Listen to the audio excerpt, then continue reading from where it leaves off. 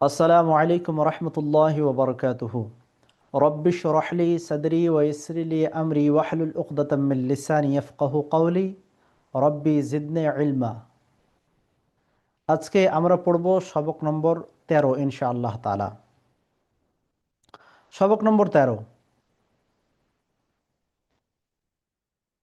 যেরূপ আপনারা পূর্ববর্তী সবকে পড়েছিলেন, এ চিহ্নকে যজম ও যজম বিশিষ্ট বর্ণকে সাকিন বলে। আমরা পূর্ববর্তী সবকগুলোতে কিন্তু পড়েছি এটাকে যজম বলে এবং এটাকে সাকিনি বলে। যে অক্ষরের উপরে এইটা আসবে সেটাকে সাকিন বলে। হ্যাঁ, সাকিন বিশিষ্ট বর্ণ, এটা আমরা পড়ে নিয়েছি আগে। দ্বিতীয় নম্বরে, যজম বিশিষ্ট বর্ণ তার পূর্বের হরকত বিশিষ্ট বর্ণের সাথে মিলিয়ে উচ্চারণ হয়। যেই অক্ষরটার উপরে যজম থাকবে সেই অক্ষরটা তার ডান দিকের যে আপনার হরকত যুক্ত বিশিষ্ট যে অক্ষরটা হবে তার সাথে মিলিয়ে পড়তে হবে। যেভাবে মনে করেন যে এই যে লাম, লামের ওপরে যজম দিলাম, তার পূর্বে হামজা আছে, তারপরে জাবার আছে, তাহলে লামটা এবার এই যে ডান দিকে হামজা আছে এর সাথে যুক্ত হবে, আলিফ হামজা লাম জাবার আল, এইভাবে উচ্চারণ হবে। তারপরে 3 নম্বরে, যজম হামজা সাকিনকে সর্বদা ধাক্কা দিয়ে পড়ুন। হামজার উপরে যখনই সাকিন আসবে, এই যে যজম যজম বা সাকিন যখনই আসবে তখন সেটাকে ধাক্কা দিয়ে পড়তে হবে। হুম। তারপরে হরফে কালকালা, এটা ছরফে হয়ে গেছে যদিও, এটা মানে টাইপিং মিস্টেক, তো এটা হবে হরফে কালকালা। হরফে কালকালা 5টি: দাল, জিম, বা, ত, কফ। এই যে 5টি, এই 5টিকে হরফে কালকালা বলা হয়। এর কাজ কি? কালকালা শব্দের অর্থ হচ্ছে কম্পন, হ্যাঁ, কাঁপিয়ে দেওয়া। এসব বর্ণ উচ্চারণ করার সময় আওয়াজ প্রতিধ্বনিত হয়ে বের হয়, প্রতিধ্বনিত হবে আওয়াজটা, এবং তারপরে এইটা বের হবে। যেইভাবে আহ, দাল, দালটা কিভাবে প্রতিধ্বনিত হবে? কুল হু আল্লাহু আহাদ, আহাদ, এই যে প্রকম্পন, এইটাকে কালকালা বলে। হুম। তারপরে চলে আসুন, যখন হরফে কালকালা সাকিন বিশিষ্ট হয় তখন কালকালা খুব স্পষ্ট করে পড়তে হয়। যখন এই 5টি হরফের ওপরে আপনার সাকিন চলে আসবে বা যজম চলে আসবে তখন কিন্তু খুব স্পষ্টভাবে কালকালা আমাদেরকে পড়তে হবে। এ সবকে হরফে কালকালা ও হামজা সাকিনের উচ্চারণের সজাগ দৃষ্টি রাখুন এবং প্রায় আহ, সমুচ্চারিত বর্ণের ক্ষেত্রে সুস্পষ্ট পার্থক্য বজায় রাখুন। বলছে হরফে কালকালাগুলোকে সঠিকভাবে আমাদেরকে উচ্চারণ করতে হবে। হামজা যেখানে সাকিন হবে সেখানে ঝাটকা দিয়ে পড়তে হবে বা ধাক্কা দিয়ে পড়তে হবে, এটা খেয়াল রাখতে হবে। এবং সমুচ্চারিত বর্ণ যেরকম তা, প, সিন, সদ, এইগুলোকে ভালোভাবে খেয়াল রেখে তারপরে আমাদেরকে এই সবকটি পড়তে হবে। চলুন আমরা এবার সবকটি পড়ি।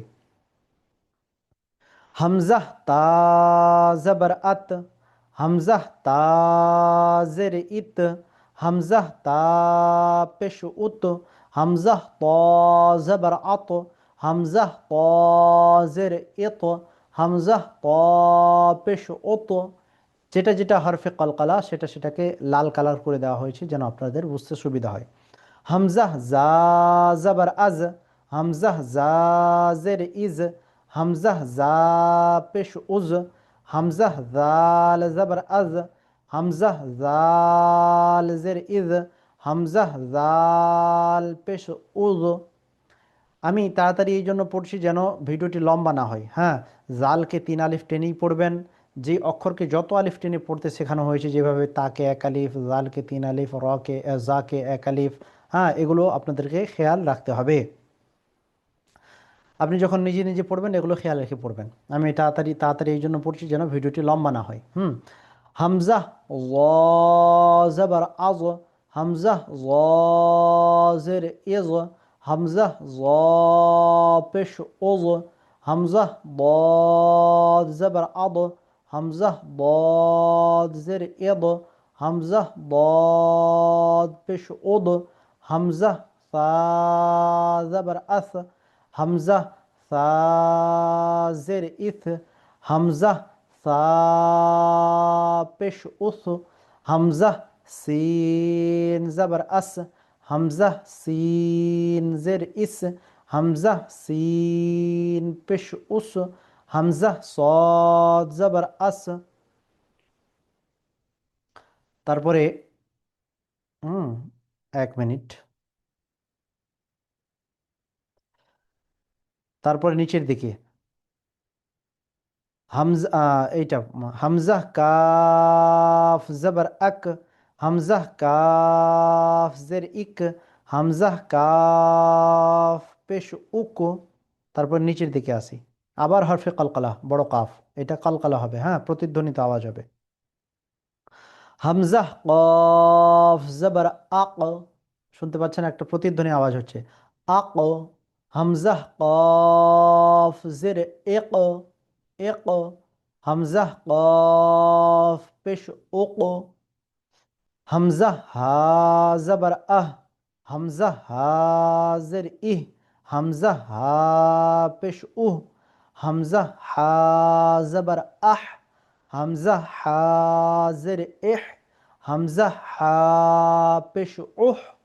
হামজা, হামজা জবর আ, হামজা, হামজা জের ই, হামজা, হামজা পেশ উ। এই যে বলা হলো হামজার উপরে যখন জজম বা সাকিন হবে তখন সেটাকে ঝাটকা দিয়ে পড়তে হবে, তো এটা পড়তে হবে আ, ই, উ, ঝাটকা বা ধাক্কা, যেটাই বলেন, ঝাটকা ধাক্কা যেটাই বলবেন।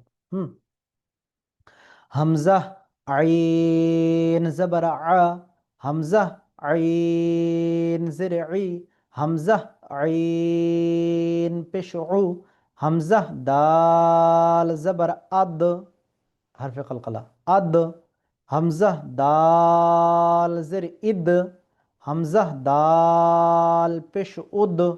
همزة خا زبر أخ، همزة خا زر إخ، همزة خا پیش أخ.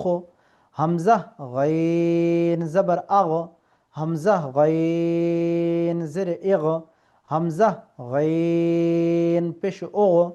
হামজা বা জবর আব، হামজা বা জের ইব, হামজা বা পেশ উব, হরফে কলকলা আব, ইব, উব। হামজা মিম জবর আম, হামজা মিম জের ইম, হামজা মিম পেশ হামজা ওয়াও জবর আউ, হামজা ওয়াও পেশ উ। এখানে ভাববেন যে জের কেন নেই, এখানে জের কেন নেই এই কারণটা কিন্তু দিয়ে দেওয়া হয়েছে। ওয়াও সাকিনের পূর্বে জের হয় না, ওয়াওয়ের উপরে যখন জজম হবে তার পূর্বে কখনো জের হয় না। হামজা ফা জবর আফ, হামজা ফা জের ইফ, হামজা ফা পেশ উফ। এভাবে কিন্তু পড়ে নিতে হবে। তারপর চলে আসুন হামজা লাম জবর আল, হামজা লাম জের ইল, হামজা লাম পেশ উল, হামজা নুন জবর আন, হামজা নুন জের ইন, হামজা নুন পেশ উন, হামজা রা জবর আর, হামজা রা জের ইর, হামজা রা পেশ উর। হামজা জিম জবর আজ, আজ হরফ কলকলা। হামজা জিম জের ইজ, হামজা জিম পেশ উজ। তারপরে হামজা শিন জবর আশ, হামজা শিন জের ইশ, হামজা শিন পেশ উশ। হামজা ইয়া জবর আই, হামজা ইয়া জের ই। তারপরে শেষের দিকে লেখা আছে ইয়া সাকিনের পূর্বে পেশ হয় না, এটা মাথায় রাখতে হবে। ইয়া এর উপরে যখন জজম হবে তখন কিন্তু তার পূর্বে পেশ হবে না, আবার যখন ওয়াবের উপরে যখন জজম হবে তার পূর্বে কিন্তু জের হবে না। আশা করি আপনারা সকলেই বুঝতে পেরেছেন। আপনারা ভালো থাকুন, সুস্থ থাকুন। আসসালামু আলাইকুম রহমতুল্লাহি ওয়া বারাকাতুহু।